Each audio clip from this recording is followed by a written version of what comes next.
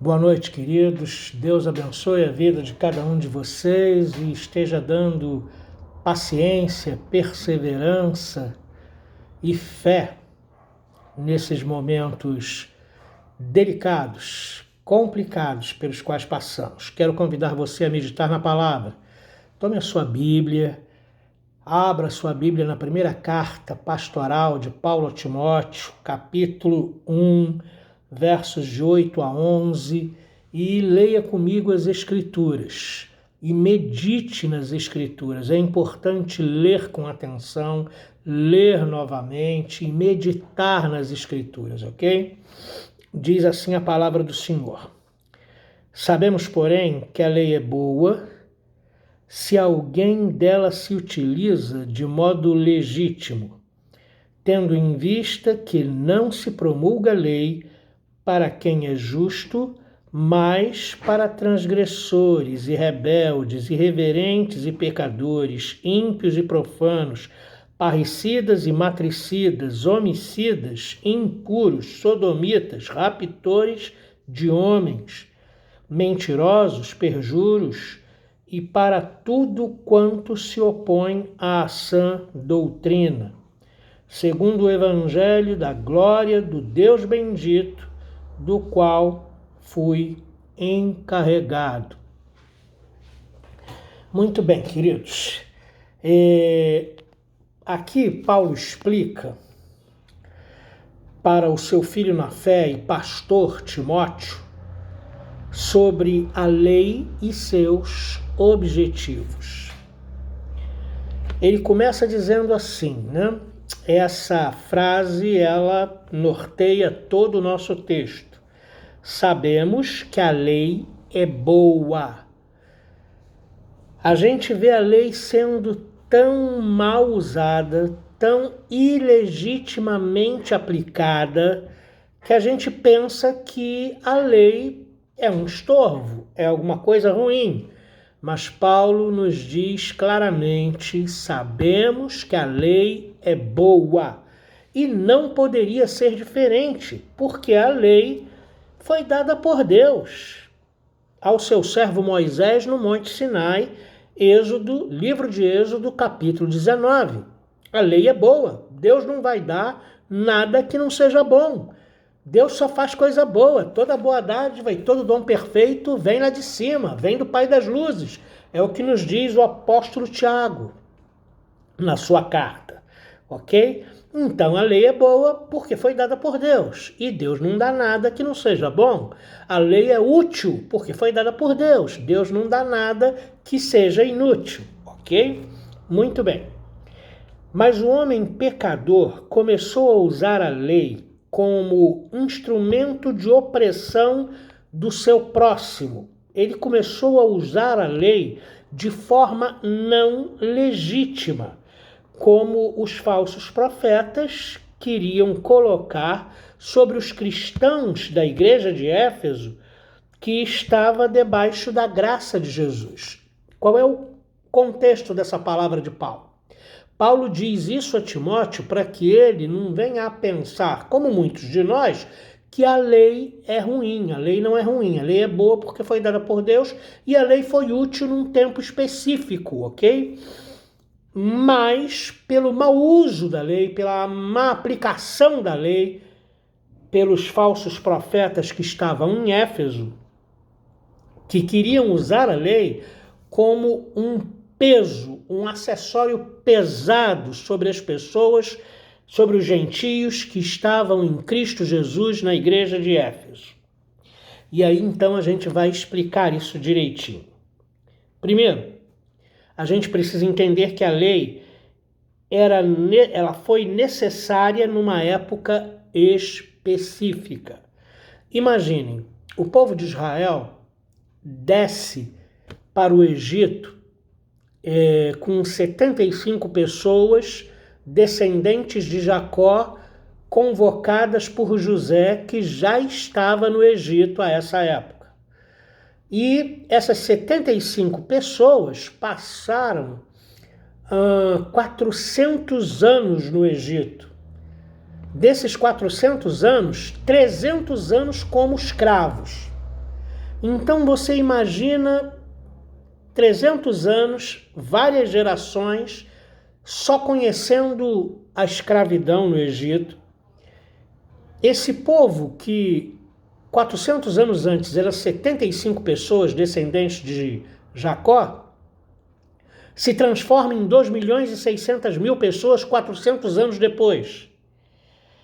E aí então Deus envia Moisés para libertar esses 2.600.000 pessoas, entre homens, mulheres e crianças, libertá-los do Egito e colocá-los para caminhar pelo deserto até que fossem ingressar na terra prometida. Mas eles tinham que circundar o deserto por 40 anos. Então você imagina esses 2.600.000 pessoas saídas do Egito, que só conheciam a escravidão, as chibatadas dos capatazes do Egito. Eles de repente são transformados num povo livre e vão para o deserto. Imagina se eles não tivessem lei para delimitar o espaço de cada um. Ia ser o caos, eles iam se matar no deserto. Então a lei era necessária, ok? Porém não permanente. A lei era necessária até que viesse aquilo que é perfeito. A lei foi boa e serviu a um propósito de manter a vida e o respeito em sociedade até a solução definitiva que é Jesus Cristo. Muito bem.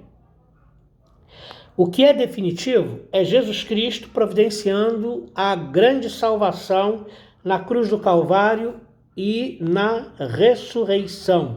Jesus morre pelos nossos pecados e nos dá vida através da ressurreição, e todos aqueles que creem em Cristo, esses são nascidos de novo, renovados, esses são feitos filhos de Deus.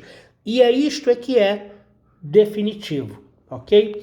Paulo explica isso com detalhes na carta aos Gálatas, capítulo 3, versos 24, 25 e 26. Eu vou ler aqui, você observe e depois você, como os bereanos, vá lá na carta aos Gálatas, 3, de 24 a 26, conferir.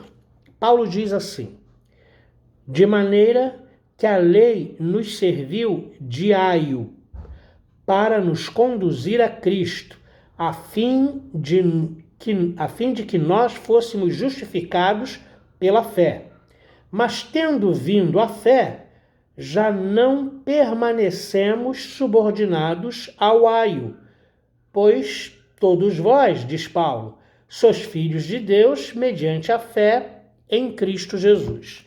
Bom, ele chama a lei de aio. Então, deixa eu explicar para vocês o que é aio.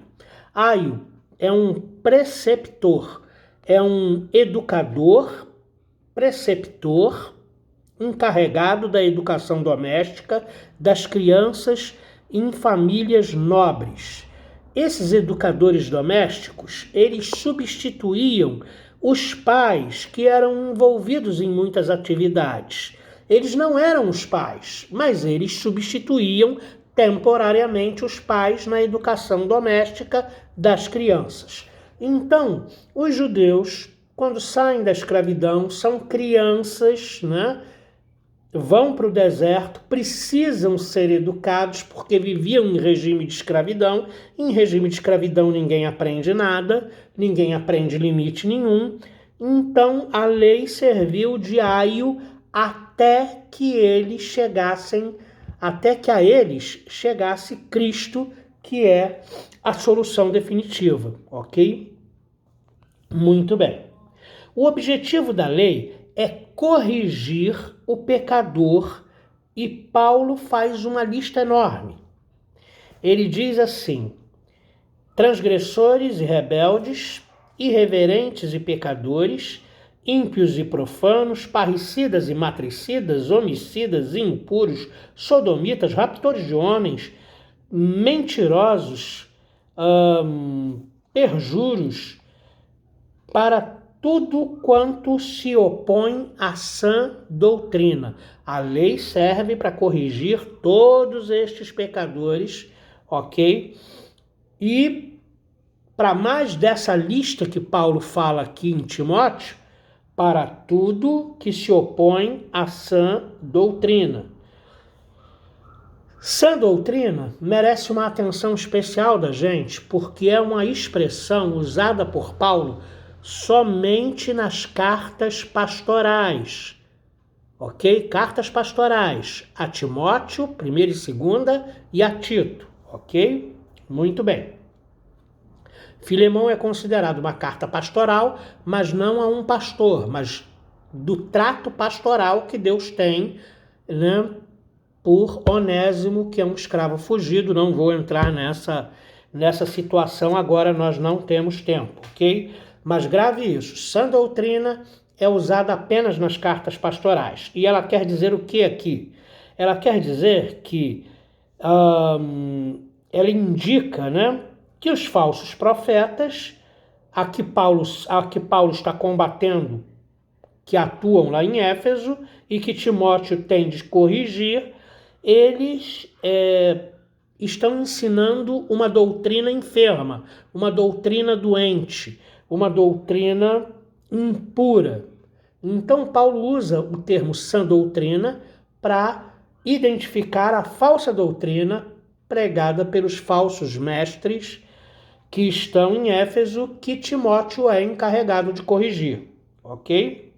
Sã doutrina se refere ao verdadeiro evangelho do Deus bendito, no qual, através de Cristo Jesus, nós fomos justificados, isto é, declarados justos diante de Deus, por causa do sacrifício perfeito de Cristo.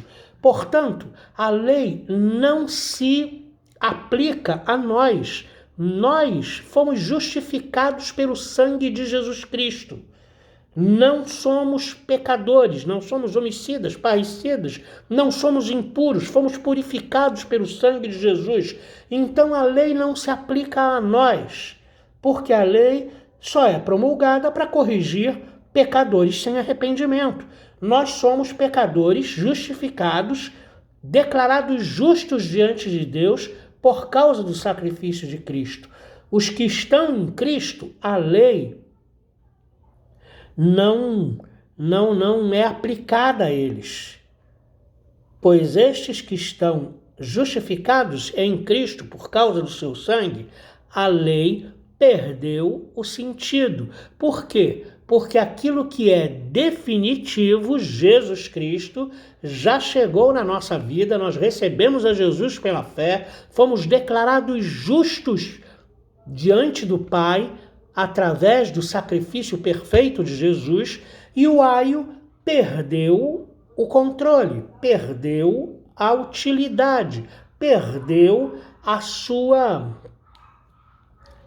eficiência sobre nós, porque nós estamos em Cristo.